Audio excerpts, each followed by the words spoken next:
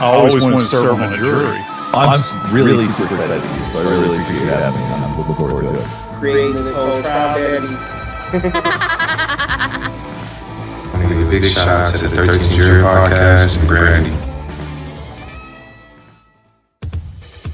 Yeah, I applaud you guys. Keep doing what you're doing. Every time you run into the line where you should reach and then I just looked at the jury and it's sort of like, look. I was in the eye of the storm and you guys were watching the storm. Hey, it's work. Come pop in and say, you are a ray of sunshine, and I love what you've done for your YouTube channel.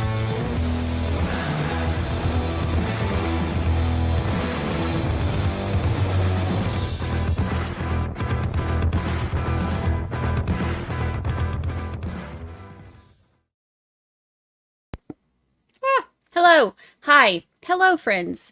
Hello, family. Hello, all. Good morning, afternoon, evening, whatever. Hello. I am glad you're here. We have a new trial. We've talked about it a little bit last week. We talked about it a little bit this morning.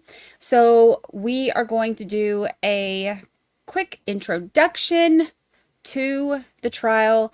I've given y'all kind of the basic Cliff's Notes version at this point. So we're going to go over it just a little bit more in detail. I had thought about watching some of the old hearings today, but it just time-wise did not work out to where we had the chance to do that. But we are going to go over some of what the older hearings and coverage was, because there is some interesting stuff. There was one where he tried to have the judge removed. There was one where he, I think there was one where he wanted his jail calls removed, if I remember right. There was one where he was saying that his conditions in the jail were not ideal and wanted better conditions.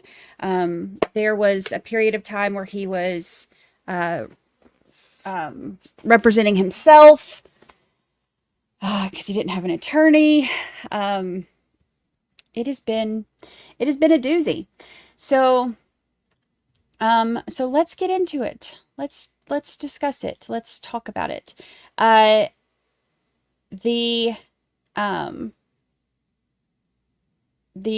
goodness gracious, where is it? I just had all this stuff pulled up so we could go over it. He filed a motion to withdraw his counsel. Where was it? And that's when things started really, really getting kind of interesting with this.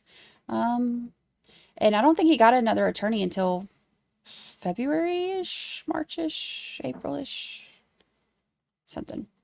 All right, let me get this stuff pulled up. Okay, so let's start from a little bit from the beginning. Oh, and he's expected to testify in his trial. I don't ever recommend that for anybody, ever. But I also, I won't say never. There are sometimes, like Travis Rudolph, perfect example. I think the jury needed to hear from him, and he was telling the truth, obviously, so that went great for him. Not a lot of people. The majority of people should not testify in their own defense, but look, I'm here for it. Like, this guy is, he's a psychopath, let's be honest. Okay, so this is him. That's a very close-up of him, but that is him. And this is Las Vegas Review-Journal is where Jeff Gehrman actually worked. So so I wanted to read some of their stuff that they've said on him, because obviously, this is personal to them, because this was their this was their dude. This was their reporter, their friend, their colleague. So why is his face so big? There's an actor who looks just like this dude. And I saw him on something yesterday, and as soon as I saw it, I was like, ooh, he's the one who needs to play this guy in a movie or miniseries or whatever it ends up being. Billy Zane, is that who it is? I don't know the name, so that might be it. But he looks so much like him. So when I saw that dude on TV, I had something on. I laid down yesterday and put something on, and I can't remember what it was. I just put something on to fall asleep to. And I saw the actor, and I was like, ooh, that looks like him. That looks like him. So, this is where we are going to start. So, okay, so a reporter's killing revealed a decade of Robert Tellis's toxic behavior. So I wanted to pull this one up because I thought that this is one of the most interesting articles of the ones that I found. Not only because it's from Las Vegas Review-Journal, but also it goes back further than some of the information that we've seen from this before. So I wanted to read through some of this. So, all right, so for more than a decade, Robert Tellis yearned to climb the social and political ladders in Las Vegas. Can y'all hear that? I have my noise cancellation stuff on, but there are construction people working on Mr. Bill's condo where Mr. Bill moved out, and it's loud. So if it's too loud, I'm sorry. There's nothing I can do about it. I have all my noise cancellation stuff on, but these fellas are loud. I miss Mr. Bill. All I ever used to hear from him was when he would blare the TV when he was watching his baseball games. He couldn't hear much. All right. All right, so it says he wanted to climb the social and political ladders in Las Vegas. Okay, so he was an HVAC technician enrolled part-time at UNLV's Boyd Law School and became president of the student bar. He opened a probate firm and was elected 3 years later to a low-level county office as a public administrator. They're getting louder. To some, the 46-year-old was a respected family man who fancied himself a rising star in the Democratic Party and had aspirations to become governor. He went a lot to Rotary Club events with his wife, May Ismail, and was crowned one nonprofit's pro bono attorney of the year in 2014. Thank you, Zach. I was waiting for your second stream with bated breath. I just ate sardines. That's lovely and gross, but also thank you. I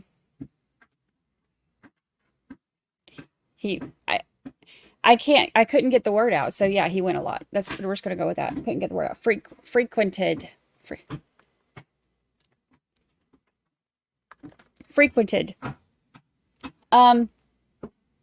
All right, so, but to many of his classmates and employees, Tellis used his authority to terrorize, control, and prey on women. So that is going to be a theme that is recurring in his, in what we read here.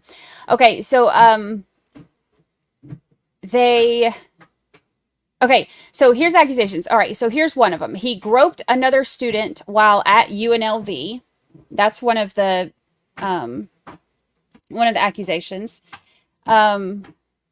He kissed his former paralegal's ear, gross, and touched her inappropriately. He castigated employees for eating lunch at their desks and decorating the office for a colleague's birthday. Okay, so let's talk about this part for a second. So, like, getting mad at the employees is something that if they had a interview with some of the employees who talked a little bit about this, and they were not allowed to speak to each other. He said that they were not allowed to speak to each other in the office. So like they got to the point where they were scared to even have like, hi, good morning, how are you type of conversations because he would get so mad at them for talking to each other. That's crazy. So, and apparently also for eating lunch at their desks and for decorating the office for a colleague's birthday. He's a big Debbie Downer. He bellowed orders and threatened to demote those he perceived to have wronged him. His toxic behavior never raised alarms at the institutions that could have held him accountable. So Clark County officials told anxious workers who repeatedly complained that there was nothing they could do. His elected position shielded him, even when some actions were alleged to be illegal.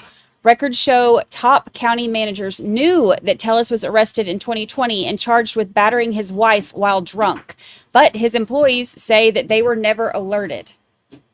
So they were not told about his violent documented history. His brazen and sometimes bizarre conduct went mostly unchecked until May, when Review Journal investigative reporter Jeff German exposed allegations about Tellis at the Clark County Public Administrator's Office. Tellis's carefully maintained facade cracked, and he became more hostile toward German and the county employees, who he blamed for his undoing. Because, of course, it's not his fault for his behavior. It's their fault, right? So it says the guy had the ability to be charming, and he fooled a lot of people, says former public administrator John Cahill, who endorsed Tellis in 2018 and later became the target of his wrath on Facebook. He said, "You would never know from the things before he started being the boss that there was anything haywire." Tellis, who lost re-election in the primary, learned that German was still seeking records about his work communications in late July. Tellis angrily texted one employee on August 28th, "You will have to live with everything that has been done here." Dude is unhinged. It's like, seriously unhinged. So a county attorney told Tellis in early September that copies of his emails would be released to German. Because remember, he's a public official. So FOIA requests, they can release those for public officials if it's their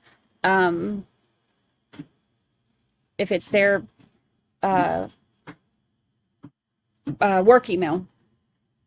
So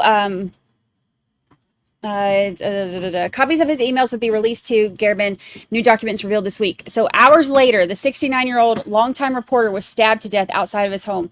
So hours after this dude finds out that that more of his emails are going to be released for this big,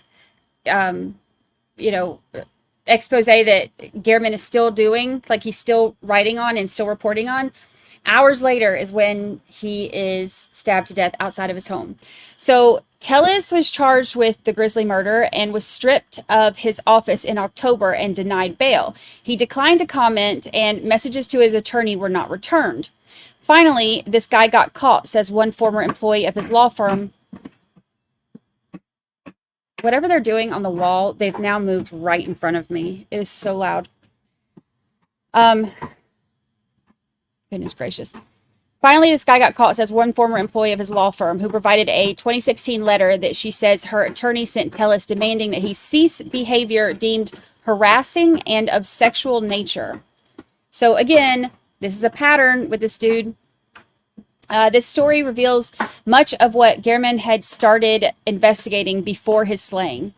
Interviews with 18 of Tellis's former colleagues and classmates, along with documents obtained by the Review Journal, characterize a man desperate to protect his public persona. His reputation remained untarnished by misconduct allegations that never seemed to stick, or that some say were too fearful to bring to light. Some sources say that they are still petrified a decade later, even with Tellis behind bars. The Review Journal has granted them anonymity due to their fears of retaliation. They describe Tellis as changing his demeanor on a dime, from antagonistic and nasty to soft-spoken and caring. County employees called him tripolar. That's a new one. Tripolar, as his pleasantries would give way to hateful bursts of rage in mere minutes.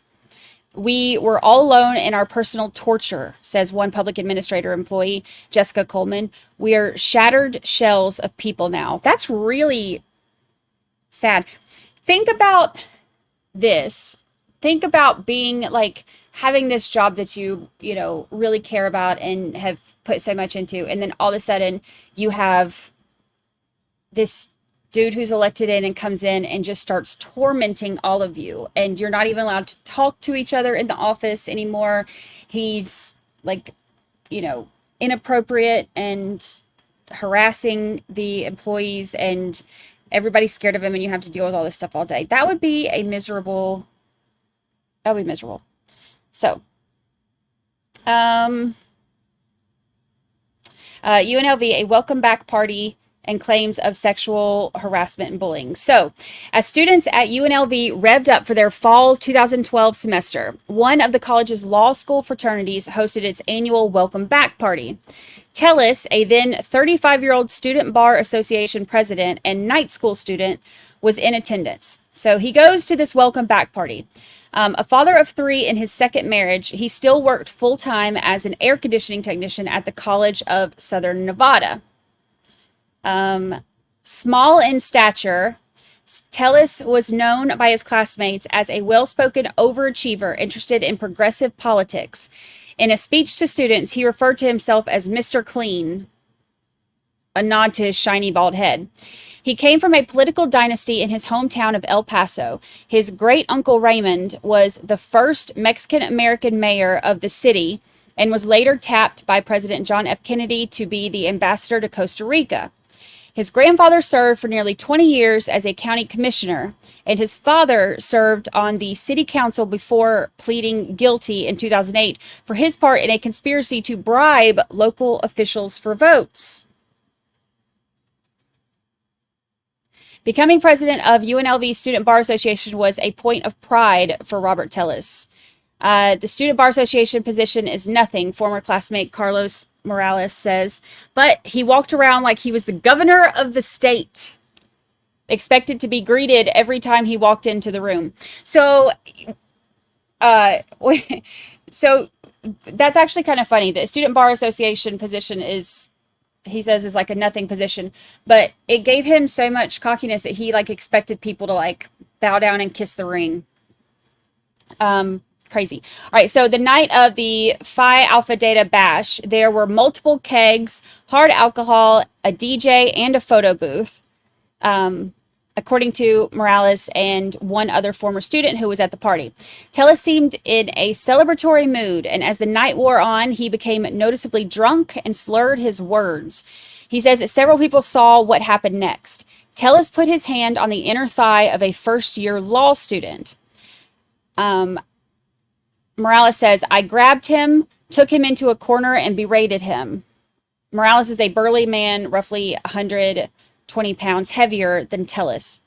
No victim ever came forward publicly, but Morales says that the woman confided in him that she was uncomfortable with how Tellis touched her. Less than a week after the party, members of the Student Bar Association met in a first-floor classroom on campus. Let's see. Morales and other board members told Tellis that he needed to resign as president and that his behavior would be characterized as sexual harassment.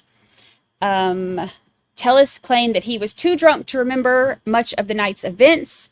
According to the minutes, he demanded the name of his accuser. Demanding the name of your accuser is not a good look. Like, okay. Morales told the group that the woman was scared to make a report because she did not want to make waves in a small legal community. One woman said that as much as it hurt her to say it, she saw Tellis touching the student inappropriately, according to the document. Another testified that she also witnessed what happened. 2 other board members at the meeting said that Tellis had also threatened a physical altercation with a fraternity board member who tried to prevent him from driving under the influence that night of the party. Tellis responded that he and the board member had spoken and were cool, according to the minutes. Okay, so something that was interesting to me about this one, and the reason I wanted to start with this article, because I feel like this shows the very first, like, he gets a little bit of power and it goes to his head and thinks he can just kind of do whatever he wants.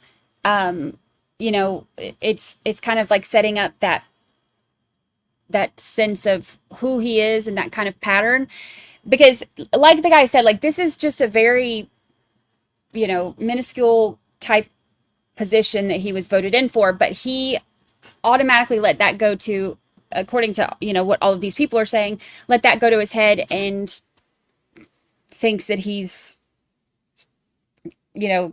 got so much power now and can do whatever he wants and just treat people however he wants and all of that. So I think it's like kind of setting up some of what is a pattern here. The secretary moved to hold an impeachment hearing, but offered Tellis the option to resign instead. He said he would think about it, but later refused and denied touching anyone. The law school student body that semester consisted of those who supported Tellis, or at least argued that he wasn't being given due process, and those who believed the unnamed accuser and wanted to recall Tellis. Many others simply wanted to stop hearing about it. It very quickly became a part of the consciousness of every student at Boyd, says Andrew Coates, a Henderson attorney and Nye County public defender who served as vice president of the student bar and became interim president after Tellis. So one student claimed in an email that Tellis had approached witnesses. Another compared the scandal to a petty children's fight, and a third described nearly being punched during a dispute over Tellis. It's ridiculous. As the battle played out publicly, Tellis ostracized and bullied the students who accused him of misconduct, according to former students. He campaigned to find out his alleged victim's identity. He threatened to sue the entire board for defaming his character, which the students would have had to report to the State Bar of Nevada. At least 3 board members resigned, including Morales, who provided the Review Journal with a letter in which Tellis referred to a possible lawsuit. So instead of resigning, dude goes crazy and is like bullying these people and demanding to find out who it was that accused him of this, leading to all of these people to resign. People are trying to distance themselves from it. Like all of this, when all he had to do was say, I was, drunk and screwed up and made a mistake and let me resign. No, none of that. Let me just go crazy on everybody. Those at the center of the division of UNLV took a hands-off approach, letting the students fight it out. That turned out well. They just advise us to be very cautious about any disciplinary proceedings as to not open the school or ourselves personally to any litigation, Coates said. Instead of an impeachment hearing, enough students signed a petition for the board to institute a vote of no confidence against Tellis. Ahead of the vote, he handed campaign flyers to students outside the school. Coates and another source independently provided what they say is an email that Tellis sent the law school's entire student body, claiming that his bear hug had been mischaracterized as inappropriate touching. So he emails the entire student body and was like, y'all, all I did was give a little bear hug, and they're making it into a big deal.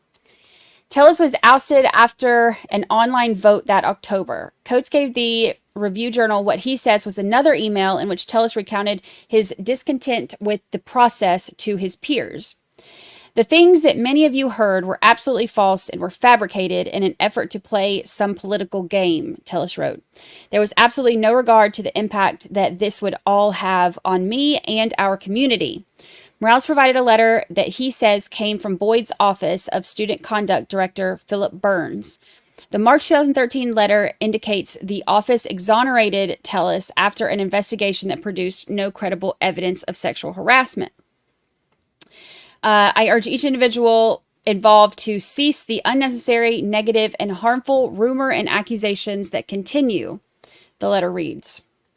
A UNLV spokesman issued a statement this week saying that the school can't comment on any student's confidential educational records. Burns did not return a reporter's calls and emails. Tellis shared the investigation's findings in a 2-page email to his classmates. I am not the tyrant or jerk that it seems has been asserted in rumors and allegations, he wrote.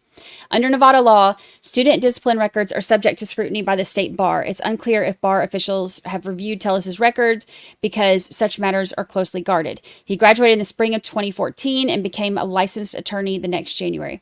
Okay, so something that's interesting too on this, you know how you hear with like the trials that involve like the narcissist, one of the main things that they care about is they'll have all of these horrible, like violent, crazy, accusations from multiple people, but they care so much about their, like controlling the narrative, so him emailing the student body saying, like, I'm just misunderstood, or I'm just, they're all out to get me. This is all a political game, et cetera, et cetera. All I did was, it was a bear hug, whatever. It's just all about the public image. So, all right. So holding office was still on Tellus's mind when he opened the Accolade Law in Las Vegas, 2015. He asked one of his first employees, John Conger, he tasked one of his first employees, John Conger, with compiling a list of local elected offices without an incumbent running. That's kind of funny. It was an unusual request, obviously, as Accolade focused on family law, probate, and estate planning. He had political ambitions for sure. So he asks one of his first employees, hey, get me a list of local elected offices without an incumbent running. So like, hey, who doesn't have somebody running so that maybe I can get, I can have a chance to like make sure that I get in there for this elected office. Yeah, he wanted an easy position. He had political ambitions for sure. Says Conger, a paralegal intern at the time. He was just a young lawyer, up and coming, and he had a lot going for him.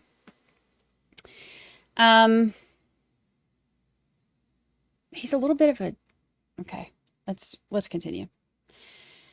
I'm not a fan. Not a fan.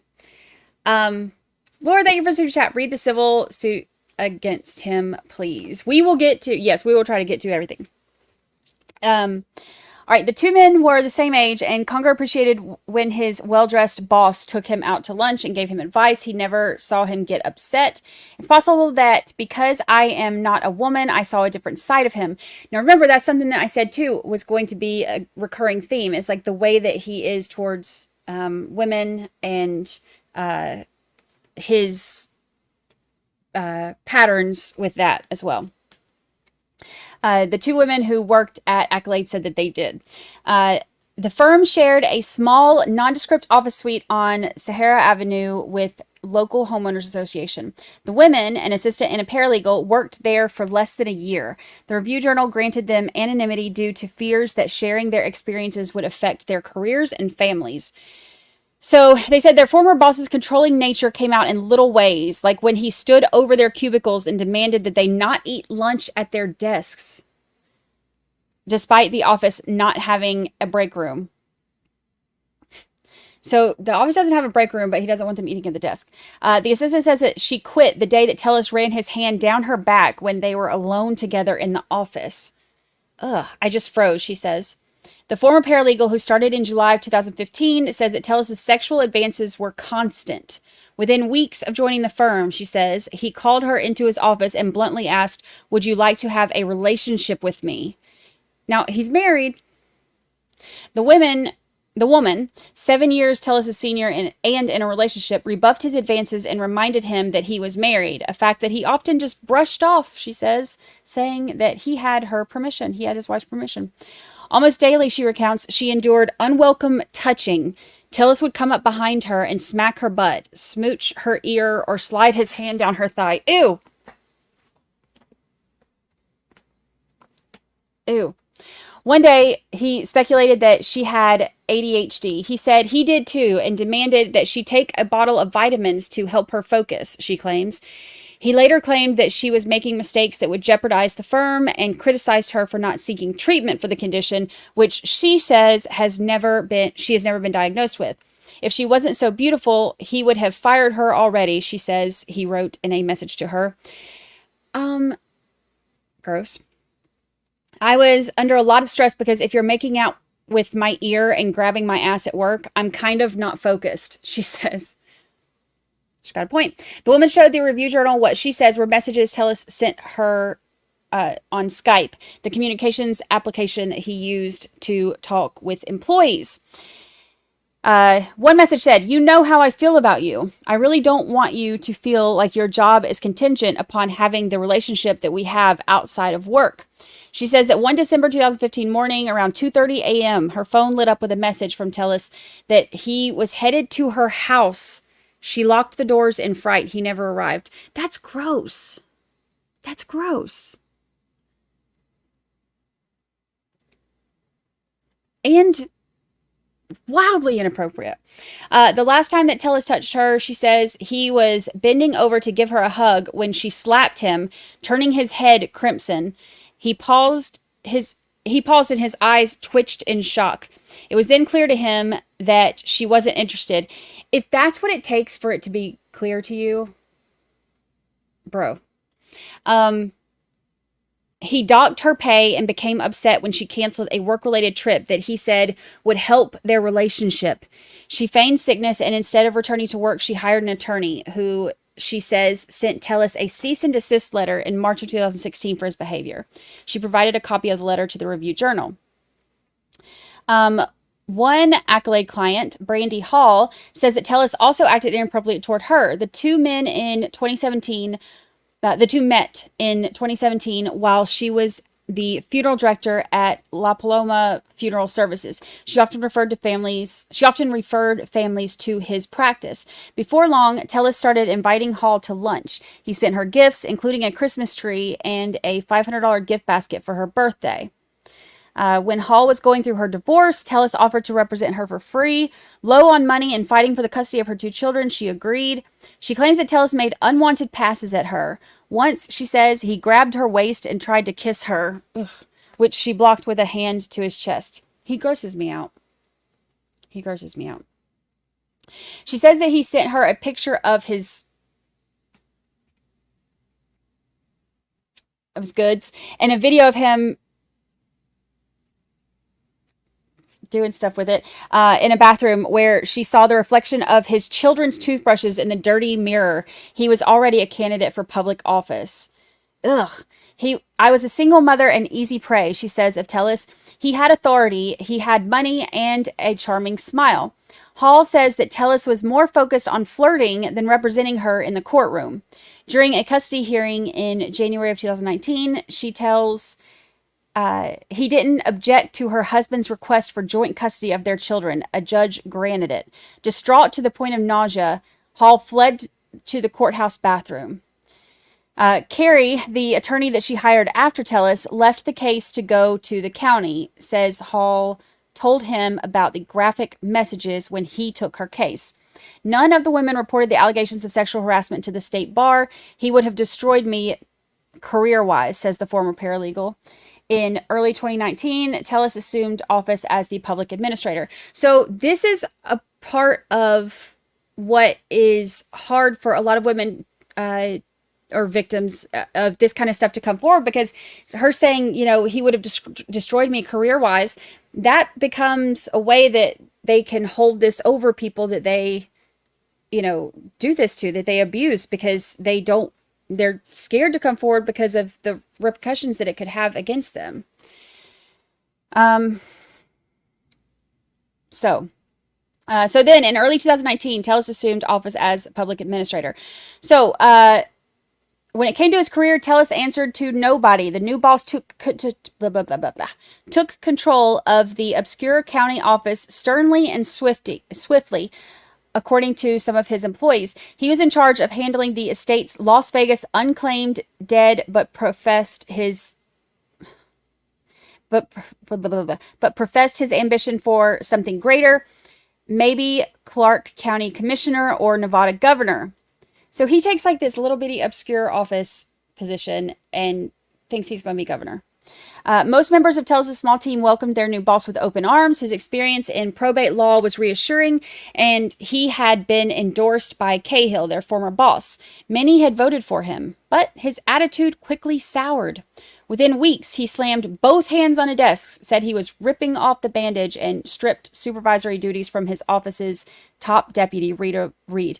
So Rita did an interview, and she said basically like he comes in and He like slams his hands down on her desk and is like, and says the whole thing about ripping the Band-Aid off. He's like, from now on, nobody reports to you. Everybody reports to me. And she was just kind of staring at him like, what the heck is happening right now? You're a crazy person. So she and 3 other employees say that they arrived at work each day with their stomachs in knots, a pervasive feeling that undercut their ability to help grieving families. Reed said she reported her concerns to county officials who asked how close she was to retirement. The office tension became so unbearable that she filed to run against Tellis in the 2022 Democratic primary. German. I'm going to keep doing it. Thanks, Zach. I've been practicing.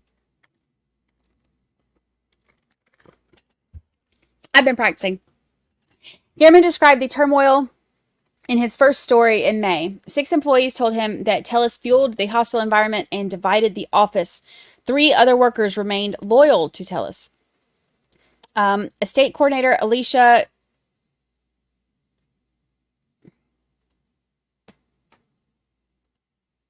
Really? I'm not even going to thank you for that one. Ricky Watson gives 10 memberships. Thank you so much, Ricky Watson. Thank you. Thank you. Welcome to our new members. Thank you. Dallas said Tellis might be the biggest narcissist we've ever covered. Like him and Thami. Thami, what is it with the Vegas guys? Thami and him are like neck to neck as far as the narcissism goes, right? These people. Okay, so the state coordinator, Alicia Goodwin, reported how she was being treated in a 2020 complaint to the county's Office of Diversity, a move that only drew more retaliation, according to a subsequent claim that she filed in May of 2022. She felt singled out because of her religion. Tellis asserted to others that she was part of a politically powerful Mormon mafia, removed her from team emails, and pulled her off of cases that she was working on, according to Goodwin's complaints. Tellis told Gehrman that his employees... Okay, so this is how Gehrman kind of comes into everything. So all of this stuff is happening... Oh, yeah, good. That's true, Kathy. Alex Murdoch has to be on the list, too. We need to have, like, our top... our top narcissist countdowns. Those 3 for sure. For sure. Auntie Candy says, Vegas be Vegasing. Vegas be Vegasing.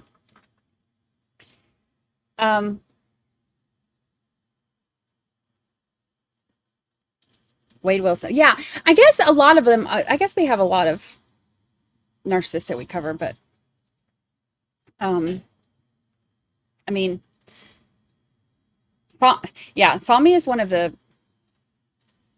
definitely one of the top ones.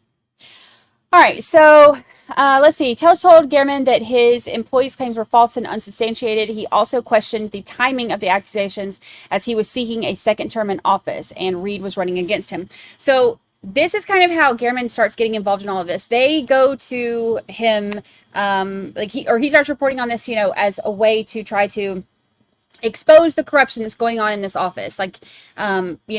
This dude is up for re-election, or he's going to be running again for re-election, and he is tormenting these people in his office. And so he's saying, of course, because typical narcissist behavior, it's not him, it's everybody else in the whole entire world. He says they're just doing it because it's him, he's going to be running for office again, and one of them is running against him. So interviews and documents show that starting in mid-2020, Clark County Deputy Manager Jeff Wells, his former boss Yolanda King, and other officials were aware of the verbal and written complaints made against Tellis, including employees who said that they didn't feel safe in their work environment. Wells failed to quickly address the brewing animosity. In a statement this week, county spokesman Eric Papa wrote, Clark County has taken the appropriate steps when complaints were received through our formal reporting channels. Human Resources received complaints, none of which included allegations of workplace violence, and they were investigated and addressed according to Papa, whatever. One investigation is still in progress, and the others were closed once Tellis was removed from office. So 10 days after Gehrman's story exposed the office conflict, Wells hired former county coroner Michael Murphy as a consultant to address the friction. The county released a statement in September after Gehrman's murder, asserting that once officials became aware of the personnel issues, the decision was made to no longer have staff in the public administrator's office report to Mr. Tellis. But county emails obtained by the Review Journal show Tellis in June told Murphy and Reed that he would retain supervision over 3 employees. The county has refused requests to make officials available for interviews. Janie O, we'll just go with O, Janie O, retired after more than 30 years with the county because she says that Tellis pushed her out. After more than 30 years in the county, she said she retired because Tellis pushed her out. In a February complaint, she wrote that Tellis retaliated against her and falsely accused her of stealing jewelry from the property vault. The complaint was closed after unsuccessful attempts to reach the employee who retired shortly after making her report, according to a county statement. Employees remember that Tellis was obsessed with his appearance, and he often talked about being bullied as a child for his weight. He shared uninvited details about his cosmetic under-eye surgery and showed them a photo of his tightened abdomen. Excuse me, ma'am. Let me show you this photograph of my tightened abdomen. Tellis started, well, better than the other pictures he was showing them, I guess. Tellis started favoring one estate coordinator, Roberta Lee Kennett, employees said. Several workers took the bold steps of secretly videotaping them meeting in the back seat of her car in the shadows of a parking garage. They claimed that it was proof of an inappropriate relationship. So, this one employee starts having an alleged affair with him, and some of the people in the office are going to, like, they're going to bust him, like, gotcha, buddy. So they follow him, and him and this woman get in the back seat of her car, and for a meeting. But both Tellis and Lee Kennett denied having an affair. Tellis said that she was simply someone that he could lean on. Is that what they're calling it nowadays? While trying to change the office atmosphere. He said that he caught Reed spying on him in the past, an allegation that she denied. So she said that, because she's also married, the one that he was meeting with in the parking garage in the backseat of her car. She's also married, and she said that she and Tellis are only friends, and she did not respond to requests for comment. In May, she told Gehrman, "I have not had an inappropriate relationship with him. I would not be friends with a man who thinks he's going to have an inappropriate relationship with me." Honey, nobody's saying y'all are friends. That ain't the accusation. Also, I saw in another interview or read it somewhere, that she said that the reason that they sat in the back seat was so that when they were having their meetings in the back seat of her car at a parking garage, so that she could make eye contact with him. I'm gonna go and tell y'all right now, I've heard a lot of reasons why people get in the back seat. Eye contact ain't one of them. Ain't one of them. But what do I know? Ariana Payne and Nicole Lofton, 2 employees who told Gehrman that they supported Tellis, also did not respond to requests for comment. Lofton, who served as an estate coordinator, told Gehrman in May that her boss did everything he could to help her succeed, while his critics wanted her to fail. "They told me from the beginning to pick a side," she said. "All 3 women have since transferred out of the department."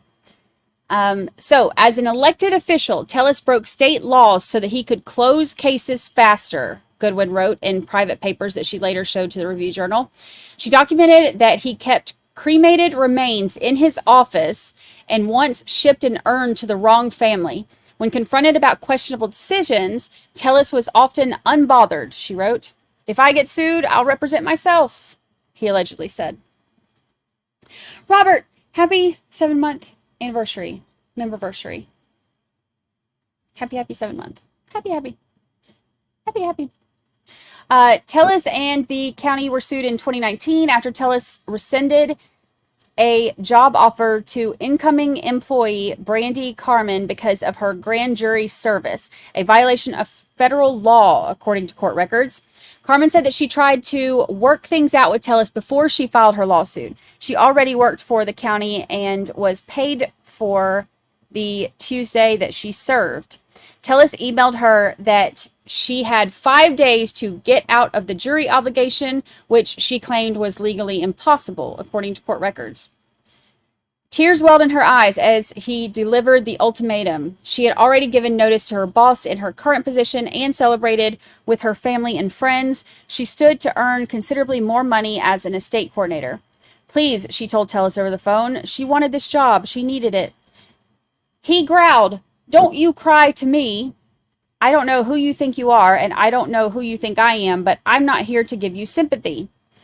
Carmen, who is 2 years older than Tellis, says that he called her a young lady and said that he knew the law. Apparently not, because that's illegal. When she approached Human Resources, they acknowledged that what Tellis was doing was illegal, but said that they had no jurisdiction over an elected official, Carmen alleged in court records. When she threatened to sue, a county official said, maybe that's what needs to happen to get his attention. How crazy is that? Think about how crazy that actually is. It's like, oh, we can't do anything about this guy, but maybe you should spend all this money and try to sue him to get his attention because we can't do anything because he's an elected official. That's pretty messed up.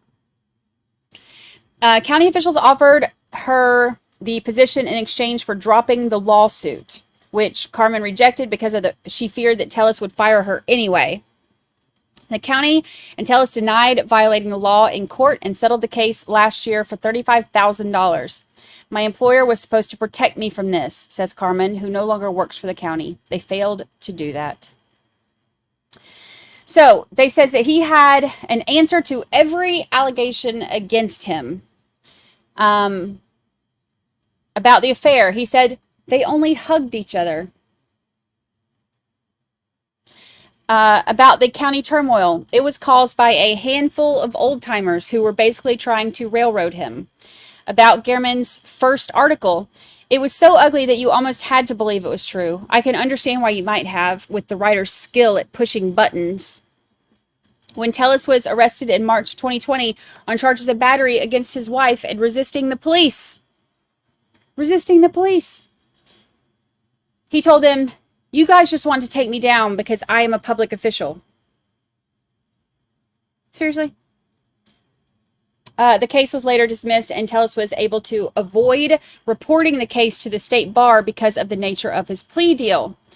No matter the circumstance, Tellis maintained that he was the victim. In jailhouse interviews with multiple media outlets this September, he professed the same thing. He's a good person who has just made mistakes. He refused to answer questions about the murder allegations, telling a TV reporter, I've got nothing against the media at large. This summer, Tellis attacked the Review Journal on his campaign website, stating the allegations in Gehrman's story were false. He leveled what the employees allege was a threat to retaliate against them for stepping forward.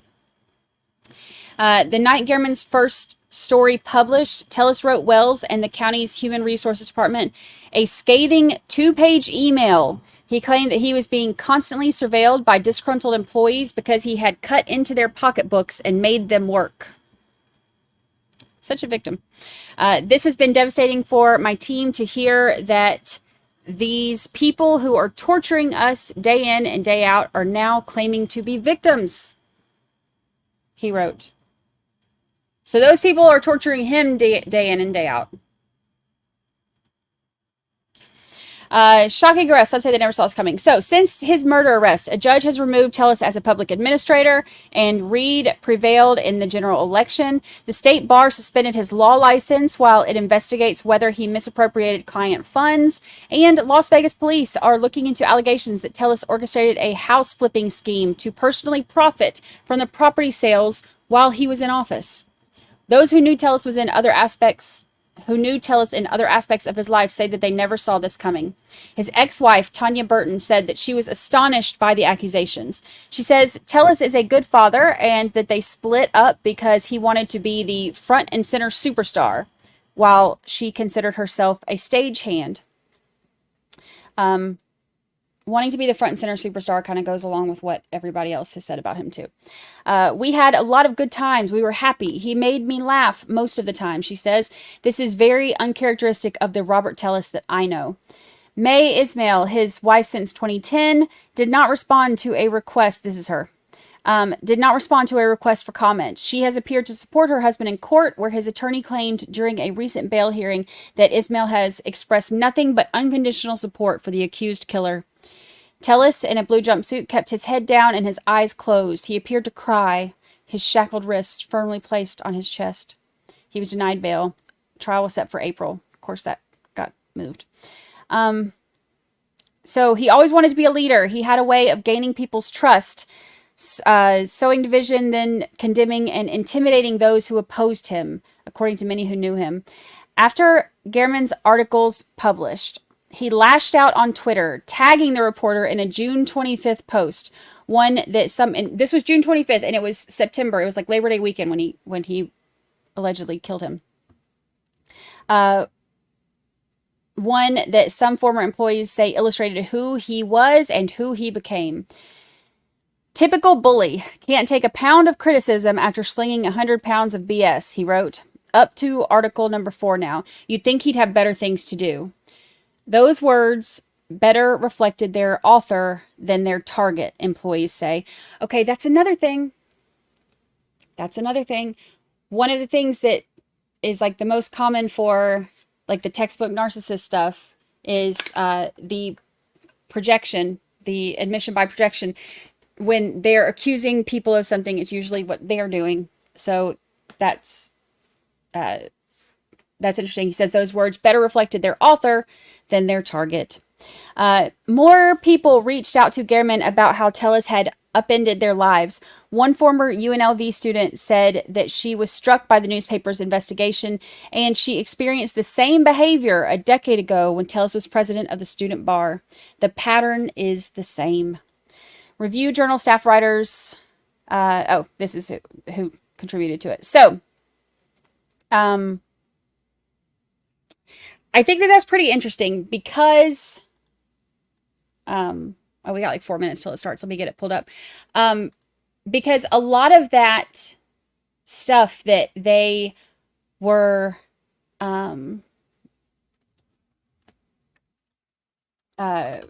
saying from years ago, Fisher's Live, it's like the same stuff that is, same stuff he's doing now. All right, let's see.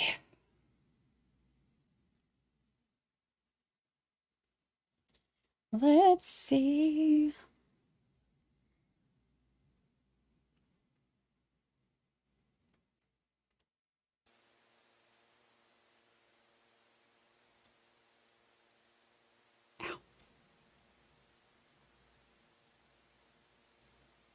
Ow. Hellcat member for 1 whole year. 1 whole year. 1 whole year.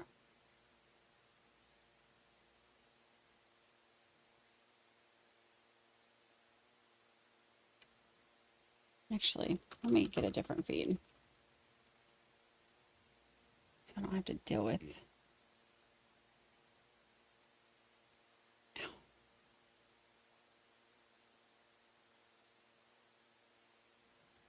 Subscribe to Whoa!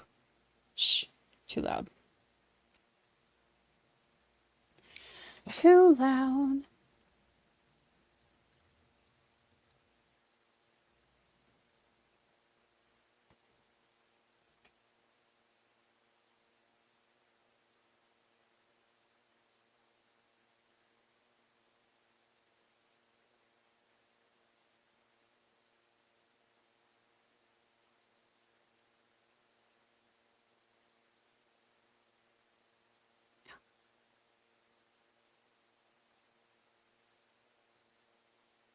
Mary.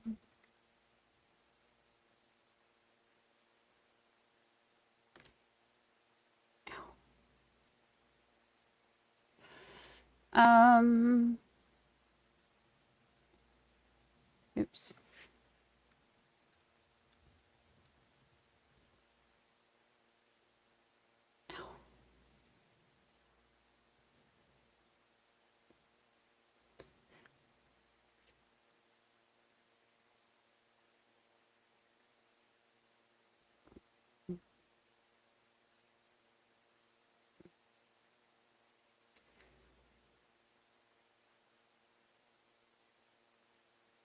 I'm going to get another one pulled up too, just because I want to see.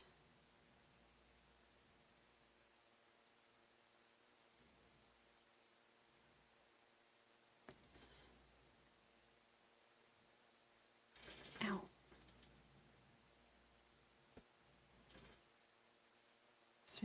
Why is this doing this? Oh, I need to check too. That reminds me.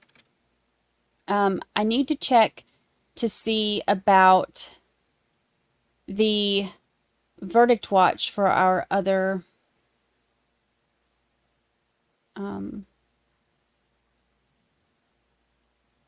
trial. I haven't gotten any notifications, but I need to make sure.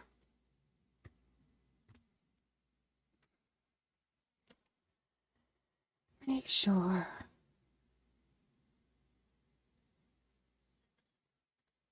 Shh.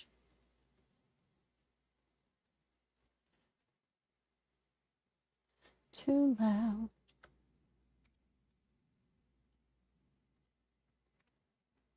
Midnight Mike, thank you for the super chat. Thank you, thank you. Love your channel, Brandi. Great chat too. Thank you, thank you. I appreciate it. I love our little chat. Our little chat, our little channel.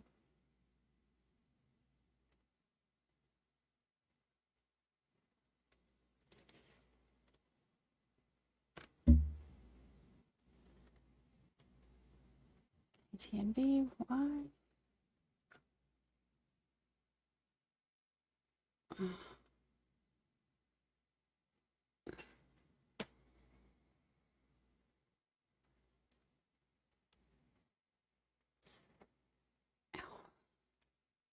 They were working on jury selection earlier. I don't know that it is going to be done.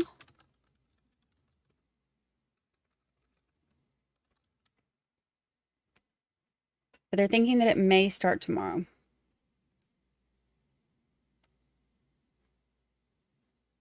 So we'll see. I was actually kind of looking forward to him representing himself, because that was the plan. But of course it didn't happen.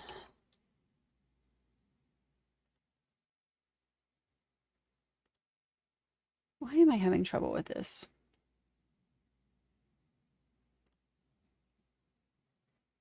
And he tried to get the judge thrown off of this one too. Why is this doing this?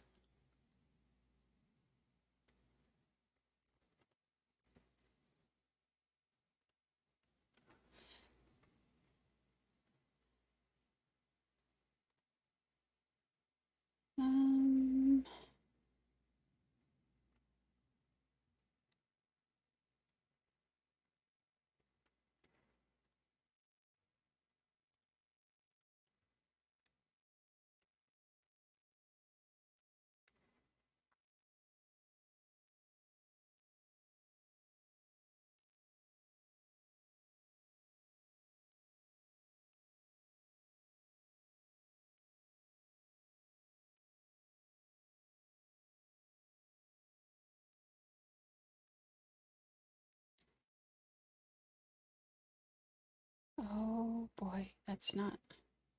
Stop pressing buttons, Brandi. Oh wait, there we go.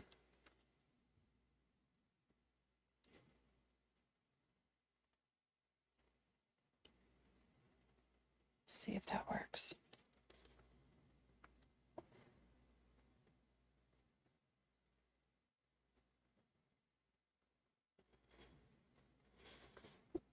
I got the hiccups.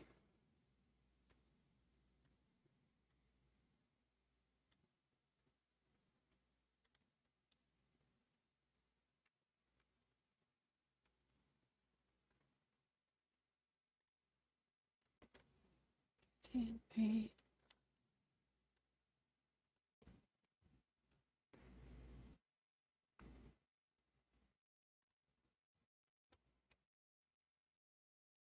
Oops.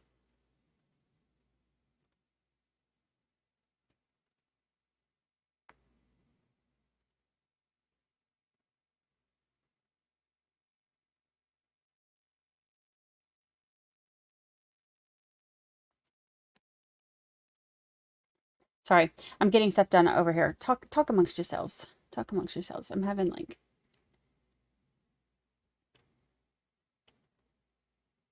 tech problems.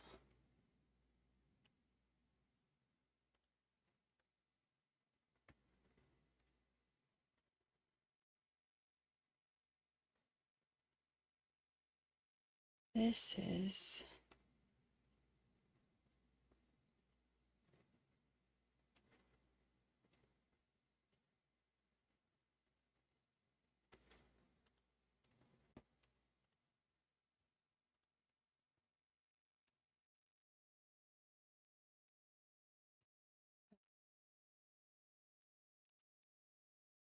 my video.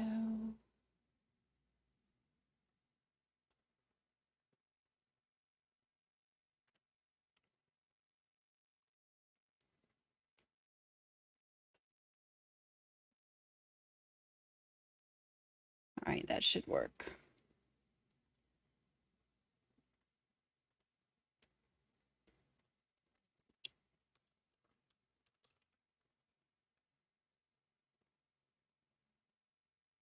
Did y'all see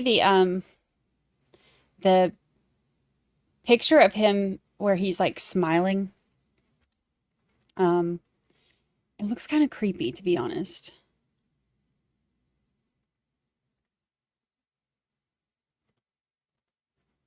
Four not found. Where he's like smiling in the courtroom.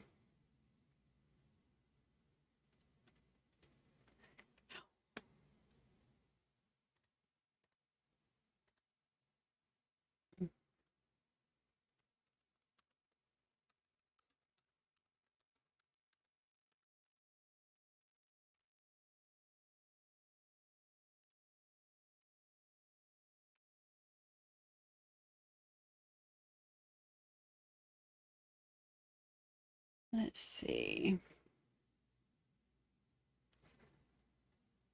I want to pull up this too. Oh, here we go. Okay. I want to show you this while we're waiting. That, okay, look at this. That video that I told you about, where it caught the video of him, of the guy where he's walking down the road and then it shows him hiding like behind the gate when Jeff Gehrman comes out and then he attacks him and he stabs him. This is the video, or this is a screenshot from the video. So he's wearing this hat and he's got that thing on, right? So when they went to his house, they ended up finding the hat like cut up. And then, like I said, they had like his DNA under Gehrman's fingernails, and they had, I believe they had shoes with his, with a blood stain on them, if I remember right.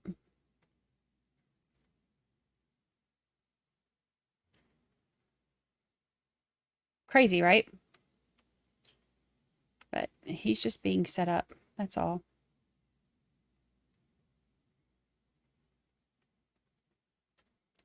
just being set up.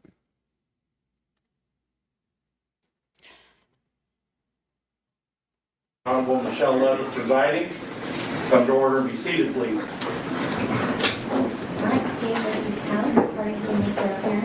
Good afternoon, Your Honor. Pam Weckerly and Chris Hamner on behalf of the state.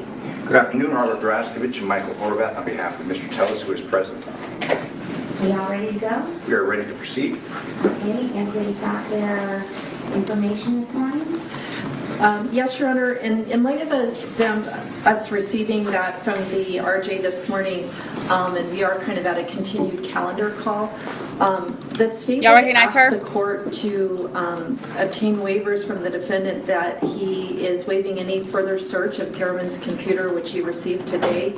He's waiving challenging any of the privilege assertions by the review journal on his phone, Garman's computer, and he's waiving any further searches of the devices, because under the search protocol and stipulation he could have challenged any of those, but he's opted not to on any of the devices and the phone.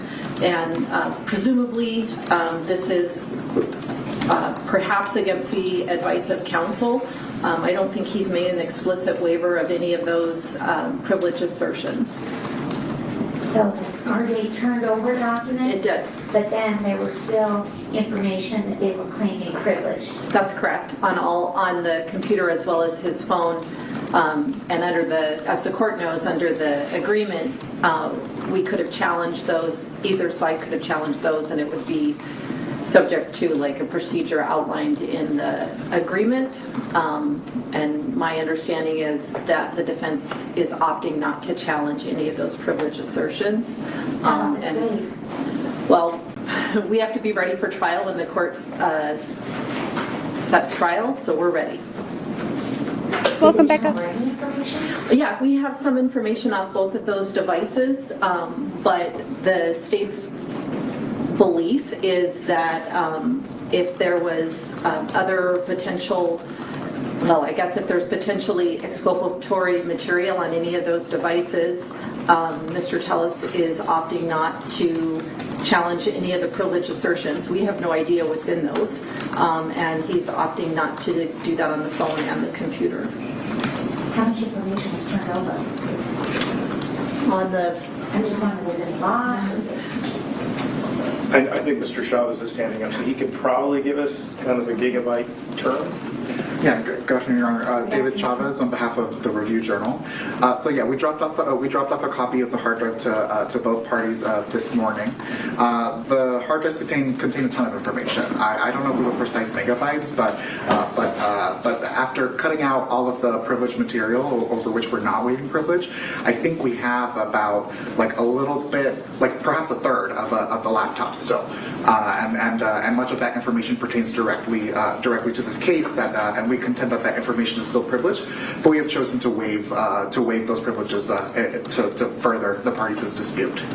Okay, the information relevant to this case. That's correct, and I'll also note that we produced the phone as well, and the information from the search warrant as well, months ago. And I could say, with respect to the desktop computer download that they just turned over, it was 64.5 gigs. Thank you very much. And parties are ready to proceed? The state's ready to proceed.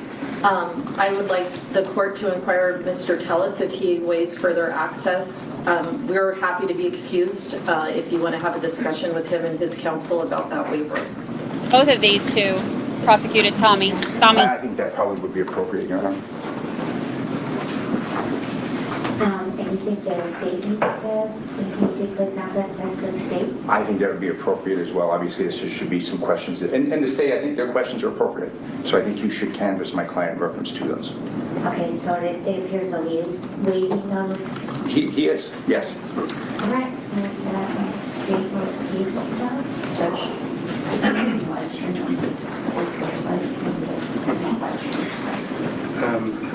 Mr. Draskovich, do you want me to?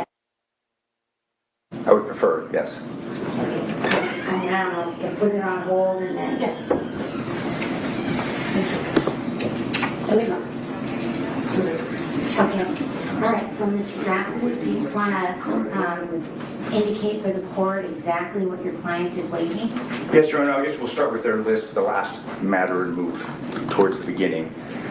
I've advised my client we did receive these materials today. We've outsourced this. We brought in an out-of-state expert. It's Manifest Trials, who was in possession as part of our office, or part of our defense team, reviewing the materials turned over. My client understands that there will not be further analysis. What happened? We lost audio.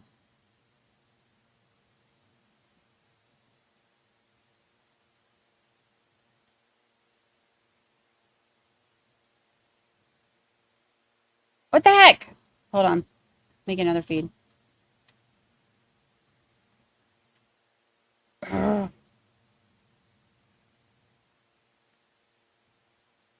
Yeah, that's the two, while I'm pulling it up, because I don't know why we lost.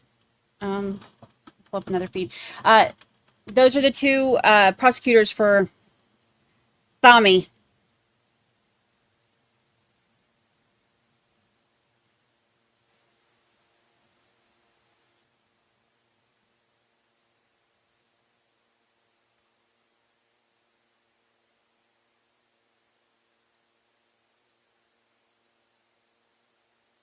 Oh, it's all feeds.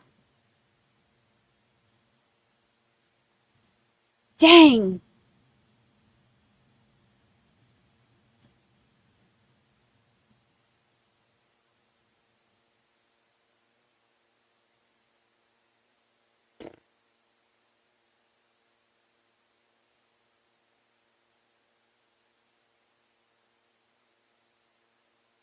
Let me see.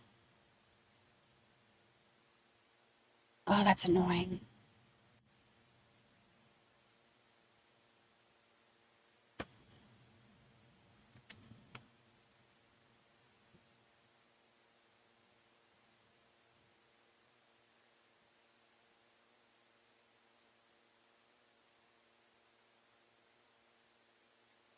That sucks.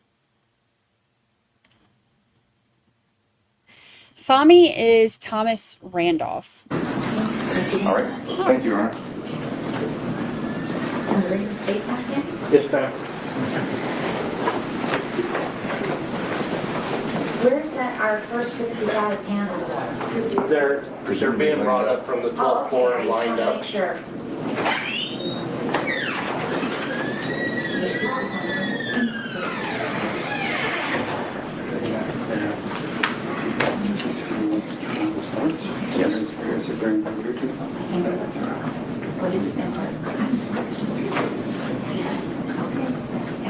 Okay, I'm sorry. All right, the record reflects that the state is back in the courtroom, as well as has been campus. I know we have a couple of motions before we bring the jury panel in. And I know the motion to dismiss, is there anything further? It has been fully briefed. We've submitted it to Your Honor, so it will be submitted on the briefings. I'll submit it on the pleadings, Your Honor. Okay, the motion to dismiss is denied. The motion in limine, there are a few things in the motion in limine. The first one has to do with photographs. I would just defer any ruling until we have all of the photographs marked as proposed exhibits, and you can make your objections at that time. That's what we anticipate. Thank you. I mean, obviously, you've seen them all. We have. Okay. And then the next one is admission of all testimonial confronted hearsay. Do you want to add anything? Our position is fairly clearly laid out. The state's going to argue, and I would anticipate there being a special jury instruction that it's not the truth of the matter, that basically this would perhaps go to motive. But nonetheless, we've briefed our concerns in reference to this.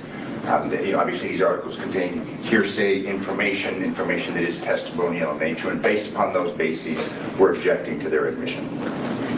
So the state's position is we're not here to engage in a I guess, a finding of whether or not what's alleged in the articles is true. We're just going to enter the articles themselves into evidence as indication of motive. We're not going, we'll have to discuss what the content is, because that is a basis of motive, but not whether what Mr. Gehrman wrote about Mr. Tellis was true. Okay, and I know I indicated I would give it to Barr's instruction. Yes. Before that testimony comes in, so Mr. Cassidy, should we, I only gave it if you request it. And obviously, we are going to request that instruction be given. Okay, if you want to consider it. We will. Ready, I will give it before and at the end, when the jury gets instructed on the law. The last one is the testimony of Kimberly Dannenberg. Anything you wanted to add? We'll submit it on the briefing. And that's the witness testimony that we took. That is correct. Right, anything further? No, Your Honor. Okay. That part of it is denied. And D also has to do with the news articles. I'm assuming it's just, if you want to add anything. We'll submit it on the briefing. Okay. So it's denied. And the first one, the photographs, that will be deferred. All the photographs been marked, and you can make your objections at that time. Thank you. Is there anything else? Not on behalf of the state. No, on behalf of the defense. So you're ready to bring the first 65 in? We are.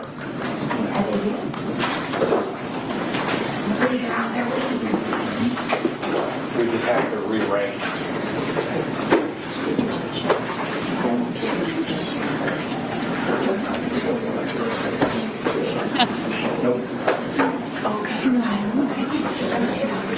Hello. Are you gonna sit in those 2 rows?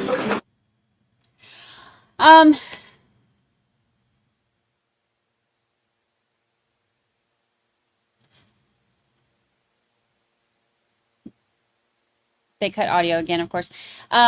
So, hello, how are you? Hello, hello.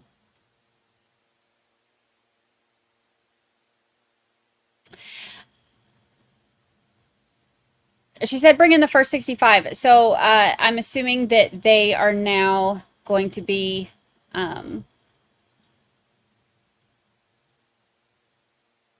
doing Betty White. You think she looks like Betty White?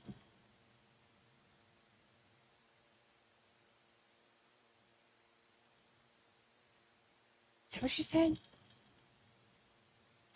That was short one trial. Well, they're doing jury selection now. So they will be starting trial as soon as they pick a jury.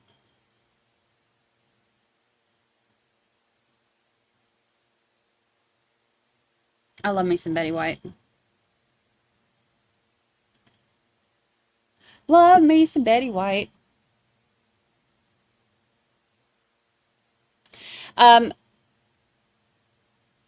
I digress. Okay, so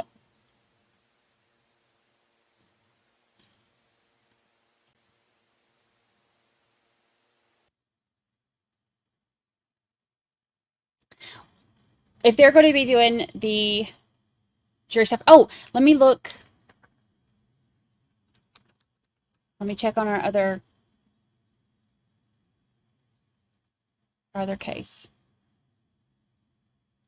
and see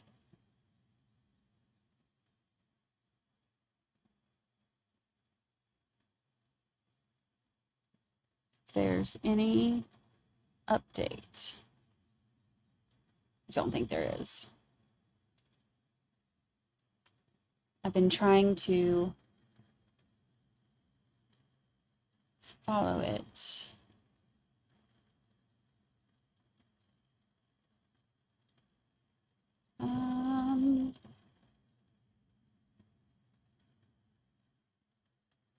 Two hours ago. Nope, no update from the last 2 hours.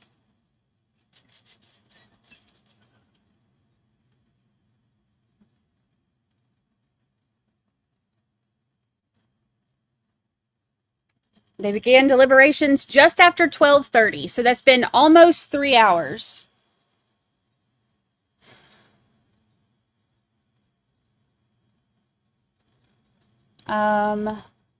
And the local news station where we've been following this is remaining at the courthouse, and they will resume live coverage when there's a verdict or activity in the courtroom that warrants coverage, they said.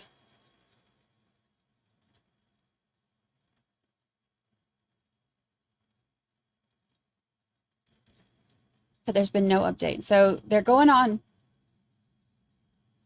I got the hiccups. They're going on almost 3 hours.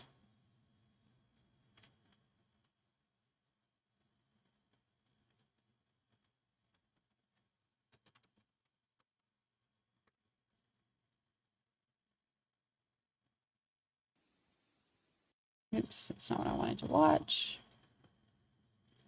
Check one other thing. Yeah, there's been nothing else since then. That was the most recent update. So, Groovy Cheryl says, I just watched the 48 hours on this. This guy is cooked. I watched the 48 hours on this a while back too. And I remember, one of the things that stood out to me about that is that you actually got to see the video of the guy walking in the straw hat and the vest. And then they compared it to the video of Tellis walking when he's walking in his office. And you can see how it has that same kind of, the gait is the same. It's like the same walk where he kind of favors one side. It's a very distinct walk. And that alone is not enough to convict. But it's that first thing that's like, wait a minute. This looks a little bit fishy. And then you add that on top of the fact that they found the hat in his house and the DNA under his fingernails and et cetera, et cetera. And the fact that dude's a creeper, which again is not enough to convict a person, but it's enough to make you look at the person. And then when you start looking at the person and then you find their DNA under the victim's fingernails and the car that they drove being registered to his wife and the hat and the shoes and all of those things. It's just a lot. There is a lot of evidence in this one. And dude's just a jerk. Not enough to convict somebody, but enough to dislike them. Enough so that you're not really too disappointed when they do get convicted. Let's see. Let me look at. It was not snowing. Not snowing. It was 1 million degrees in Las Vegas. 1 million degrees. I rounded up. Let's see. My nose, it just, doesn't that mean something? Somebody's talking about you or thinking about you or something. Wait, ears burning is somebody talking about you.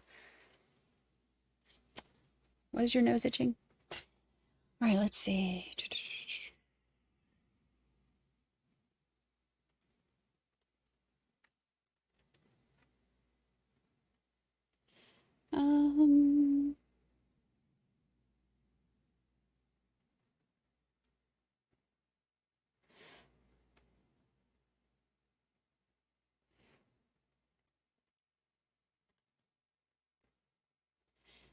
Let's see. Okay, so the articles that he wrote, I wanted to pull this up too.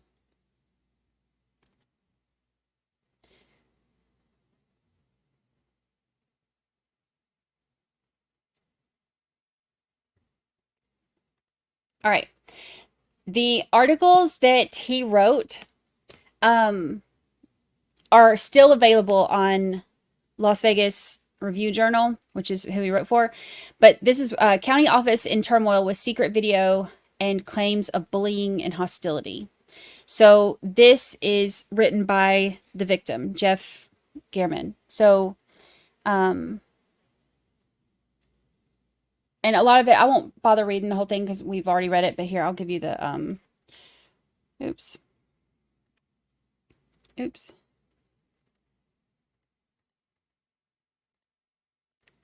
Dang it, come on.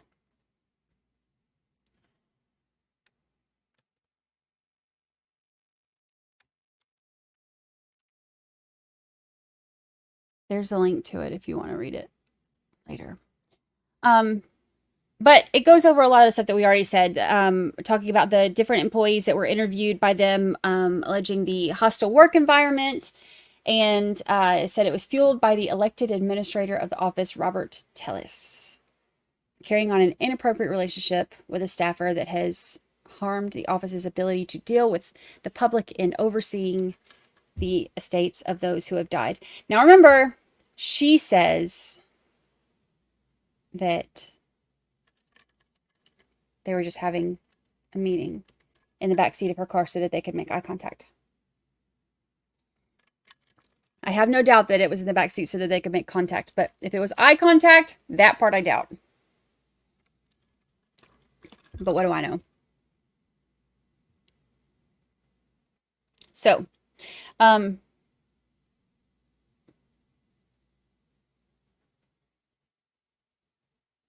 and then one employee filed a retaliation complaint with the county against Tellis. So,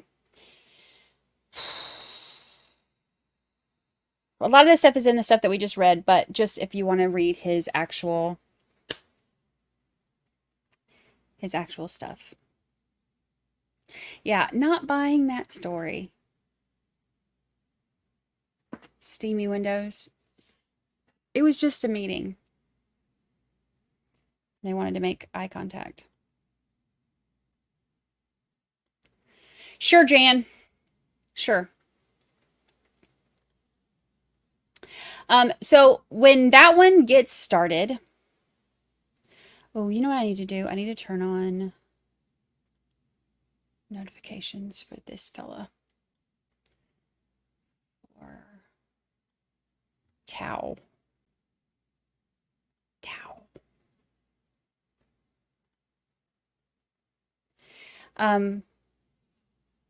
Yes, they are still deliberating in Tau.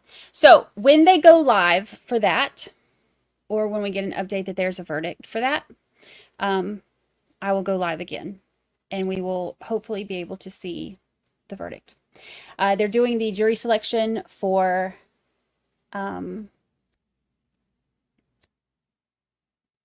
Robert. Actually, let's look at, hold on, let me show you. Let's look at one more thing before we quit. I'm going to work on the podcast episode for a little bit while we're waiting on a verdict in one case and this jury selection in the other. But let me see if I can find this one thing.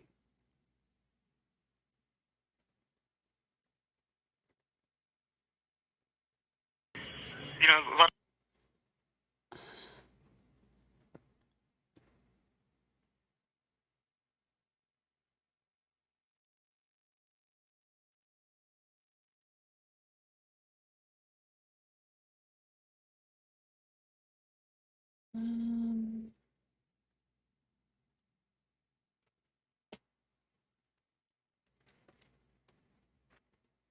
Where is it? There's a, that's not it.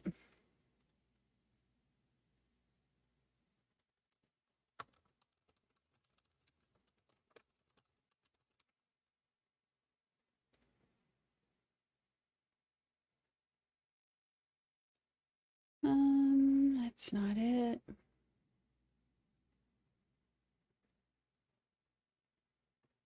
Here we go. You know you're wrong. All right, I want to watch this real quick before we go. All right. First off here, can I have you say your name for me? yeah, I'm Robert Tellis. All right, Robert. First question here. What is your reaction? Oh, you know, if you don't mind, I'm sorry. My apologies. I know we didn't really kind of get into this, kind of jumping into it, but I really, frankly, want to just, if I can, as I've spoken with other folks from the media, I'd like to speak about this domestic violence issue that's come out in the news. Yeah, what do you have to say about that? So, I've tried to live my life doing good by others. I've always done that. Unfortunately, I have ADHD, and with that comes a kind of a tendency to go overboard when it comes to, eating things, or, when I was a little kid, I was fat. And when I got older, when I started drinking, I would drink one drink, but one would turn into a dozen before I knew it. I just would drink until I blacked out. And for a long time, and of course I didn't drink every day. It's on those days where I would drink, I couldn't control myself. If I had one, I had to have a dozen, and I'd black out, not knowing what I did the next day. And I tried to tame it. I wanted to be like everybody else. I wanted to be like people who could have one or two drinks and not black out. And so I did that for quite a bit of my adult life.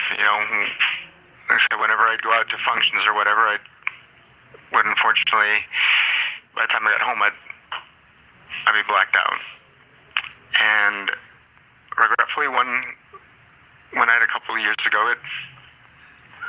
when I blacked out, it scared my wife and it scared my kids. I didn't hurt them, but I scared them enough to call the police on me. And after that day, I stopped drinking.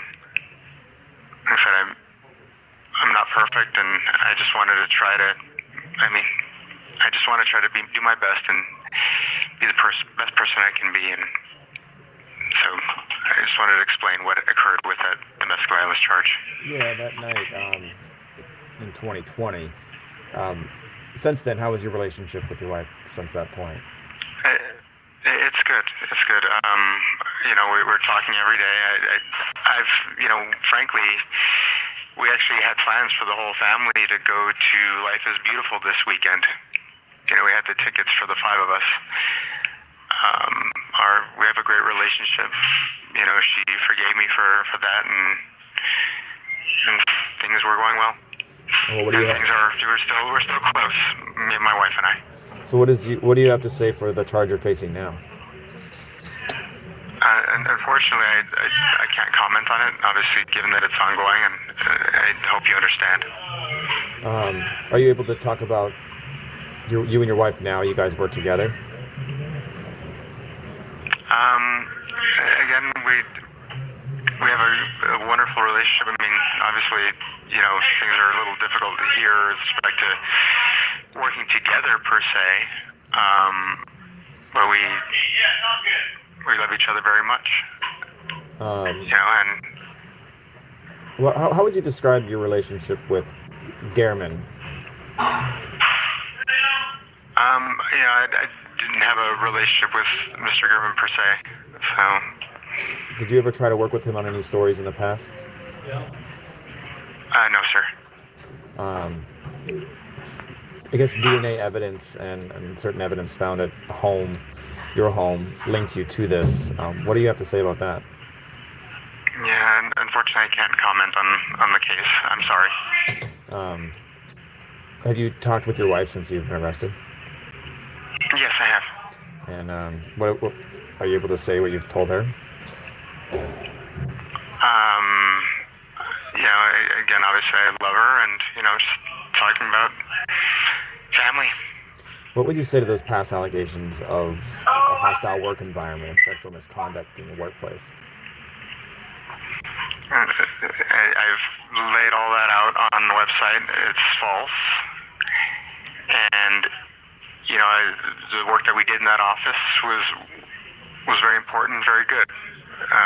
We did have a lot of accomplishments. We were able to change laws to support families in probate. The office was running very, very well, and unfortunately there were some folks who just weren't happy with the changes because it affected their pocketbooks, and it's unfortunate the way that things went down. Did you murder Jeff German? Again, sir, I cannot comment on the case in any respect whatsoever, sir. What was your role at the county? What was your day-to-day job? I was a probate administrator for probates where families are not stepping in, either because they haven't been found or because they'd like for us to handle those cases for them. Are you aware that Rita Reed did an interview with ABC? I've heard, but again, I wouldn't have any comment on it. So no reaction to Rita Reed talking to ABC about this whole situation? No.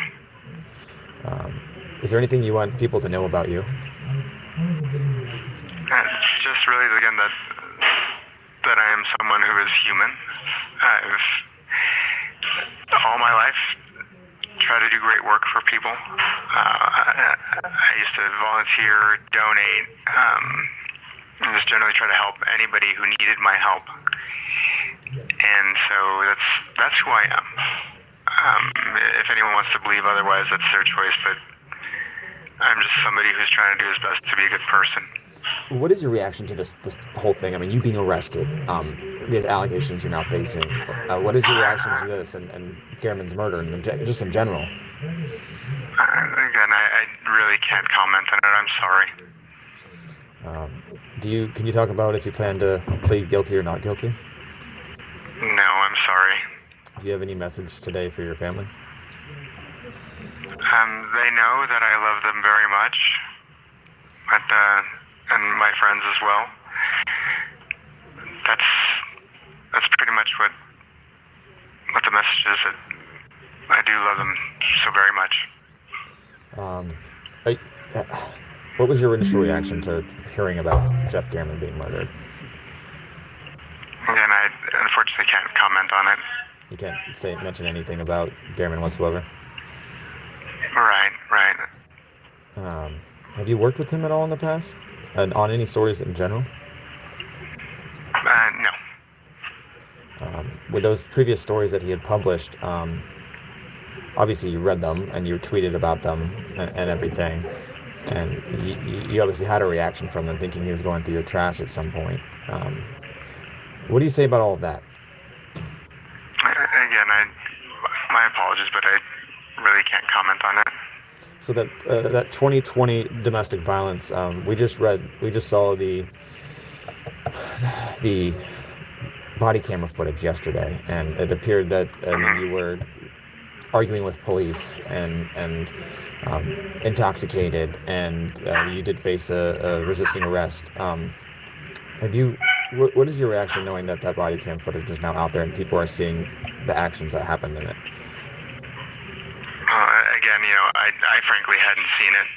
I don't know what I was doing. I blacked out.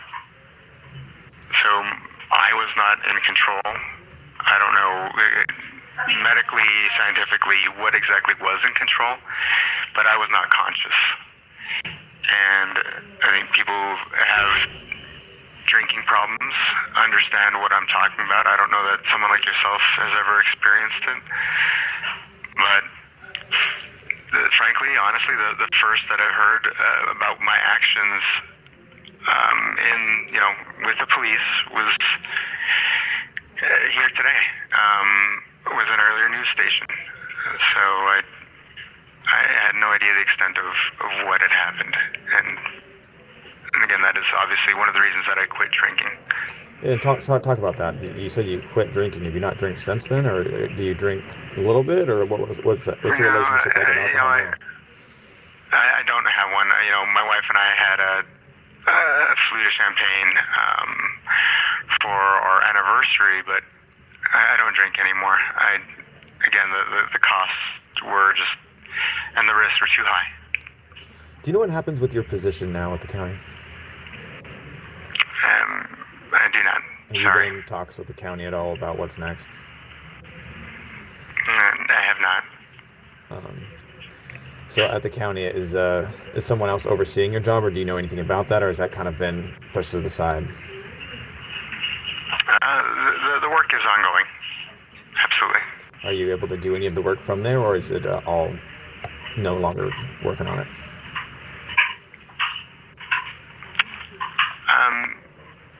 I don't know if I'm not sure. That anyone's interested in any of that. Frankly, I'm sorry. I just, for the record, I mean, so you basically don't want to comment at all on the charge you're facing now and why you're in jail. Correct. Again, I don't know if I'm sure you understand that obviously there are, while this thing is working its way through the legal process, it's, I can't comment. I mean, is there anything that you want the public to know, though? I mean, we're here talking to you, and I'm sure that... No, I understand, and again, like I said, I've made my statement, and I hope you understand. Again, I know that I've got to take the advice of attorneys and just not speak about the situation.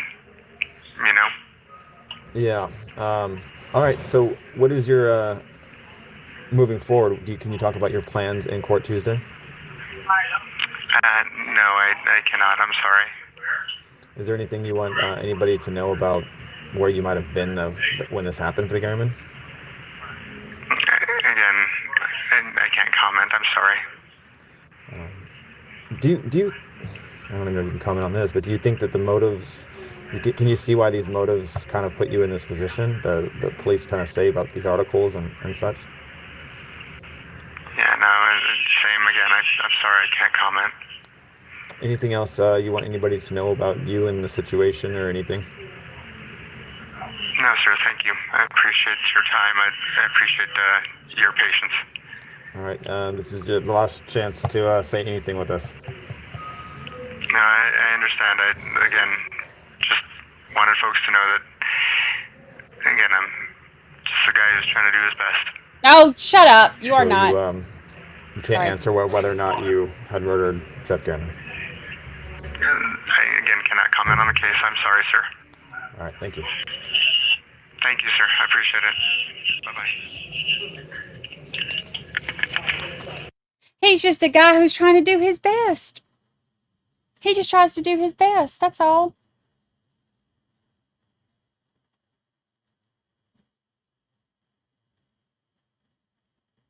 Bless him.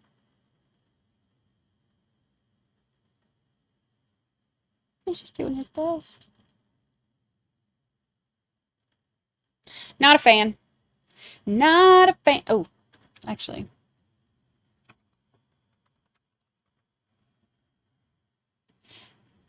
Not a fan. We are learning more. We are learning more.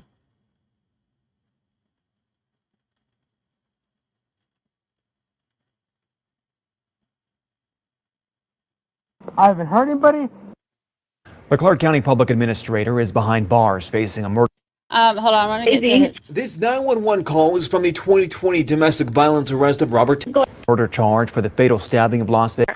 Yes, hi. Can you please send somebody here? My husband is going crazy. This 911 call is from the 2020 domestic violence arrst of Robert Tellis. This is the body cam video that they were talking about. He just won't leave us alone. He had too much to drink tonight, and it's just, me and my kids are scared. The operator asked if anyone was hurt. Have you been hit or pushed, ma'am? Well, he tried to hurt me, but it's fine. He hasn't touched me since. Channel 13 also obtained the police body cam footage from that same night. This is video from when police arrived at the Clark County Public Administrator's Piccoli Ranch home. Who did I hit? You can hear Tellis argue. Listen to how he is slurring his voice. Who did I hit? In the Administrator's Piccoli Ranch home. Don't listen. This is video from when police arrived at the Clark County Public Administrator's Piccoli Ranch home. Who did I hit? You can hear Tellis arguing with police. You just want to take me down because I'm a public official. I did not touch anybody. I haven't hurt anybody. I am just being approached, and like you guys just want to take me down because I'm a public official. That's it. I'm a public official. I'm sure your supervisors will love to see this bloody damage when they see I'm a public official. Tellez repeatedly told police he was being, quote, taken down because of his public position, even asking the officer to call an official at the Clark County Detention Center to vouch for him at one point, and continued to deny he had done anything wrong. I am a public official. I am not stupid enough to do any of that. In the video, you can hear police say they spoke with family who said Tellez allegedly choked his wife. There is sufficient evidence to book me right now. There is sufficient evidence to book you right now, yes. You're very certain about that? I am very certain about that. Tellez was booked that night on domestic violence battery and resisting arrest. He later negotiated a dismissal of the domestic violence charge. As for resisting arrest, he got a suspended jail sentence in lieu of taking a behavior modification class. A few years ago, Tellez is in jail again, and he will be back in court Tuesday to face a murder charge in connection with the killing of Las Vegas Review. Who did I hit? Who did I hit? Show me him. Man, these people. These people. Are you certain? Are you certain about that? These people. Bless it. Bless it. All right. So,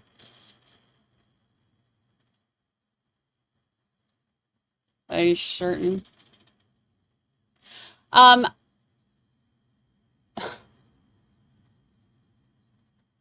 You just want to take me down because I'm a public official.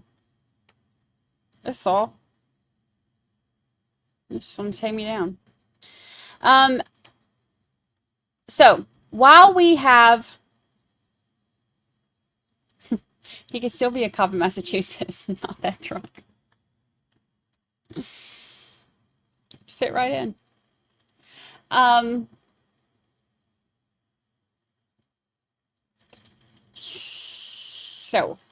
right. So while we are waiting on this case to see a jury and verdict on the other one, on Tao, I am going to call it a day here for now because I have got to get some work done on the podcast episodes, and I'm going to work on that while we're waiting. So I will update y'all as soon as I see that there's an update on the Tao trial. If there's a verdict, we will go live and watch that. I have my notifications set for them, and we'll keep an eye on that. And then, of course, we will also keep an eye on when they seat the jury for Tellez. Got a lot of stuff happening. So I have my notifications on, but while I'm working on this, I will definitely keep it open so I can watch. Sound like a plan? Sounds like a plan. All right, y'all. I appreciate you hanging out, getting info about our new trial. And I will see you again soon. Maybe today. It's 4 o'clock almost where they're at. I'm actually kind of surprised it's taken this long. I was honestly kind of expecting a quick verdict. But, you know, whatever. We'll see. But as soon as I get the notification that there's a verdict, I will run over here to my computer and go live. Sound good? All right. I appreciate y'all. I will see you very shortly.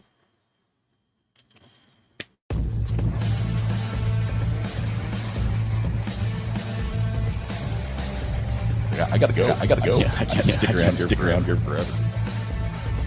It was wonderful. wonderful. Everybody behaves. Everybody's always so nice to me. Just love your channel.